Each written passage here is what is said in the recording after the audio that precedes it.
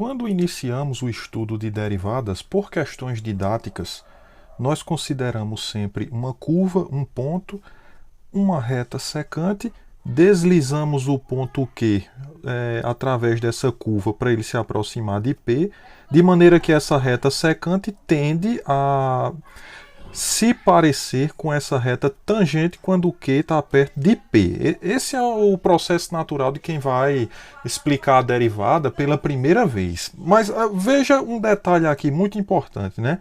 Esse processo do Q deslizar e se aproximar aqui do ponto P equivale a pegar esse H e mandar ele para zero. A gente fala aqui do limite quando H tende a zero da razão incremental, f de A mais H menos f de A dividido por H. Aí H tende a zero, mas o que a figura nos sugere é que essa tendência é pela direita. Esse valor de H ele está com números positivos e você tem números positivos se aproximando de zero. H tende a zero pela direita. Essa figura sugere isso. Só que esse processo poderia ter sido feito também pelo lado esquerdo, porque quando você fala do limite quando H tende a zero, pressupõe que você está falando que H tende a zero tanto pela direita quanto pela esquerda. Assim você pode falar do limite quando H tende a zero pela direita, da razão incremental, que nós vamos chamar simplesmente de derivada à direita em A, e você pode falar também do limite quando H tende a zero pela esquerda, da razão incremental, que vai ser chamado simplesmente de derivada à esquerda, que é a situação de o H ser negativo. Então, se o H é negativo, você teria A mais H desse lado. Essa primeira derivada aqui, à direita, você vai chamar de f' de A, aí coloca um sinal de mais, e aqui você vai chamar de f' de A e coloca um menos. Para que eu vou usar isso? E a resposta natural e evidente é que você vai usar essas derivadas laterais. Dentre outras coisas, você vai usar essa teoria para saber isso daqui, ó. Saber quando a derivada não existe. Seja y igual a f de x igual a valor absoluto de x. Lembre que o valor absoluto de x é x quando o x é maior ou igual a zero e é menos x se x for menor do que zero. Daí a derivada à direita em zero é o limite quando h tende a zero pela direita de f de zero mais h menos f de zero dividido por h. Neste caso vai ficar, aqui é assim, ó. Isso aqui é o valor absoluto de h menos f de zero, né? É zero dividido por h. O valor absoluto de h, como h é positivo, é h dividido por h. Você cancela h com h, resta apenas 1. E isso aqui é igual a 1. E a derivada à esquerda em zero é o mesmo limite, só que h tende a zero pela esquerda. Então fica limite quando h tende a zero pela esquerda de, aqui dá módulo de h, menos f de zero, que é zero, né? Dividido por h. Mas como h tende a zero pela esquerda, módulo de h é menos h. Então fica limite de menos h dividido por h. Quando h tende a zero pela esquerda, você cancela h com h, sobra menos 1. Então fica limite quando h tende a zero pela esquerda de menos 1, que é igual a menos 1. Como a derivada à esquerda e a derivada à direita em zero existem, mas essas derivadas são distintas, né? São números distintos. Esse aqui deu menos 1, essa daqui deu 1. Então a derivada em zero não existe.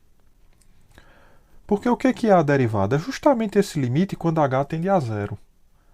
Mas esse limite quando h tende a zero pela direita deu uma coisa, e quando h tende a zero pela esquerda deu outra coisa. Então, como os limites laterais existem, mas são diferentes, o limite quando h tende a zero, dessa razão incremental, não existe. E se esse limite não existe, estou dizendo o quê? Que esse limite é a derivada, né? Em zero. Então, a derivada em zero não existe. E olha esse detalhe interessante, onde a derivada não existe para essa função, justamente na origem. E na origem, o gráfico apresenta um bico. Pontos do gráfico de uma função que tem um bico são pontos onde a derivada não existe. Bom, após esse exemplo, é natural essa definição. Nós dizemos que uma função y igual a f de x, ela é derivável em um intervalo aberto, né? Ou infinito, um intervalo desse tipo, ou mesmo assim, né? Então, ela é derivável em um intervalo aberto se tiver derivada em cada ponto desse intervalo. Isso é uma situação. Uma outra situação que pode acontecer é essa daqui, né? Y igual a f de x é derivável em um intervalo fechado se for derivável no aberto, né? Que é o interior desse intervalo, e nas extremidades do intervalo, as derivadas laterais existem. Eu estou dizendo o seguinte, se você tem um determinado gráfico, né? Então aqui é um A e aqui é um ponto B. Então eu estou dizendo o seguinte, olha, existe a derivada nesse ponto e a derivada nesse ponto, além de existir a derivada em todo o interior do intervalo. Só que nesse ponto só faz sentido você falar da derivada à direita de A, porque à esquerda não tem função, ó, não tem ninguém aqui. De semelhante modo, aqui só faz sentido você falar da derivada pela esquerda em B, porque à direita de B não tem função. Então, voltemos a esse exemplo. Considere, vamos botar agora 2. É o exemplo 1 revisitado. Então, considere esse daqui. Se x for positivo, então você pode calcular d dx do valor absoluto de x, a derivada dessa função em relação a x. Se x for positivo, você está calculando a derivada de x em relação a x. Só que pense na função y igual a x. Aí você vem num ponto qualquer e vai calcular a derivada. Pega esse ponto, né? Quem é a inclinação da reta tangente a esse ponto? Ora, é 1. A inclinação da tangente é a inclinação da própria y igual a x em qualquer ponto. Essa daqui é igual a 1. Na verdade, sempre que você tiver uma reta y igual a mx mais b, e você for calcular dy dx, a derivada dessa função em relação a x, a reta tangente em qualquer ponto vai ter a mesma inclinação da reta. É um exercício que eu deixei aí no vídeo passado, né? Então, por exemplo, aqui é sempre m, né? Então, como aqui é 1, coeficiente angular dessa reta, então isso aqui é 1. Isso por um lado, né? Se x maior que 0, então temos isso. E se x for menor do que 0, então d dx do valor absoluto de x, ou seja, d dx, a função agora é menos x. Então, o coeficiente angular dessa reta, y igual a menos x, é menos 1. Então, o resultado aqui dessa derivada é menos 1.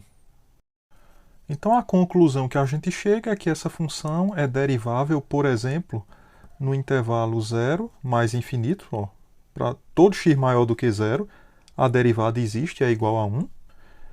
E ela é derivável em menos infinito até 0. Na origem é derivável? Não, a gente viu no exemplo anterior que não. Agora, você poderia também constatar que ela é derivável nesse daqui, se for fechado em 0 e fechado em 0 também é assim, né? De menos infinito a 0 ou de 0 a infinito, fechado sempre no 0. Então, ela é derivável aqui e ela é derivável aqui. Por quê? No 0, as derivadas laterais existem. A gente viu no exemplo anterior, no exemplo 1. Né? Então, pronto, eu posso dizer que essa função é derivável aqui, aqui, aqui e aqui.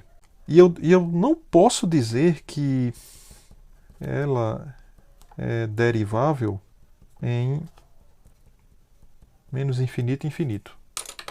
Então essa função, bota o E para cá. Ela não é derivável nesse intervalo. Por quê? Porque ela não é derivável na origem. Para ser derivável no intervalo, tem que ser derivável em todos os pontos do intervalo.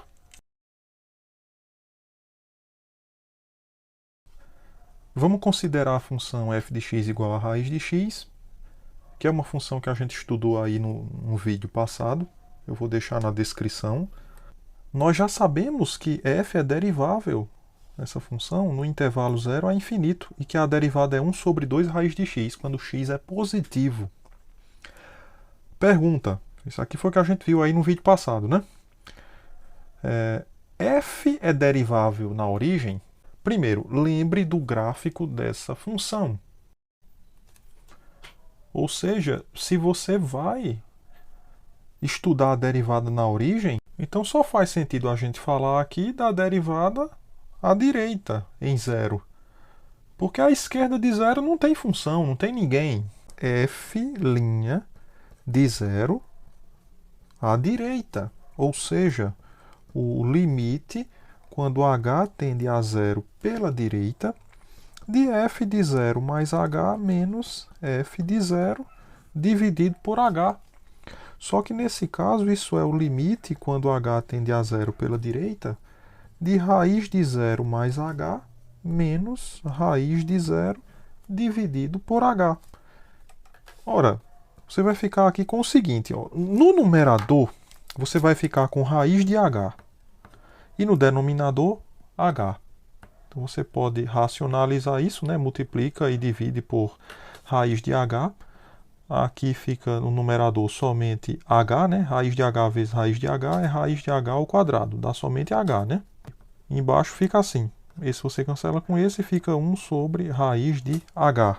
1 sobre raiz de h. Mas aí é que tá. Você está agora com 1 dividido por raiz de h, onde h é um número muito pequeno. Então 1 dividido por um número muito pequeno, positivo, vai dar números cada vez maiores. Ou seja, o resultado desse limite é infinito. Então f é derivável em x igual a zero? A resposta é não, pois não existe f' mais de zero. Como a gente está vendo aqui, o limite não existe. Quando o limite dá infinito, ele não existe. Agora, isso tem uma interpretação geométrica interessante, porque ele está dizendo que o coeficiente angular nesse ponto está muito grande. Então, por exemplo, tu vem aqui nesse ponto, aí tu tem um coeficiente angular assim, aqui tem outro assim, ó, uma inclinação maior dessa reta, aqui uma inclinação maior, e no zero a inclinação é vertical. Então, quando tu tiver o gráfico de uma função e num determinado ponto você tiver uma tangente vertical, é porque essa derivada está dando infinito, ou seja, é um ponto onde a derivada não existe. Então, quando é que uma função não tem derivada em um ponto? Quando o ponto for um bico, ou seja, as derivadas laterais são diferentes, quer dizer que as retas tangentes pela esquerda e pela direita vão ter inclinações diferentes. Quando o ponto for um ponto cuspidal, ou seja, o ponto é uma cúspide, significa que o coeficiente angular ele tende a infinito por um lado e a menos infinito pelo outro. Quer dizer, por um lado as inclinações estão crescendo e por outro elas estão crescendo, mas assim, com sinal negativo. Elas crescem em valor absoluto, mas tem sinal negativo. Então a derivada vai para infinito por um lado e por outro vai para menos infinito. Aí isso é uma cúspide. E quando a tangente for vertical. Nesse caso, o coeficiente angular tende a infinito ou a menos infinito pelos dois lados. Então, você analisa os dois lados, ela vai para mais infinito. Analisa pelos dois lados, vai para menos infinito. Então, esse é um caso onde você tem uma tangente vertical. Sim, por fim, quase eu esqueci de colocar aqui, quando esse ponto for uma descontinuidade. Então, em pontos onde você tem descontinuidade, você está vendo aí na animação, as derivadas laterais também não coincidem. Então, mostre que se f é derivável em x igual a c, então f é contínua em x igual a c. Em outras palavras, toda função que é derivável obrigatoriamente tem que ser contínua. Apesar de que o contrário não é verdade, né? Nem toda função contínua é derivável. Quando olha para a função módulo de x, que foi estudada hoje, né? Essa função ela é contínua, mas não é derivável nesse ponto. Então não é derivável.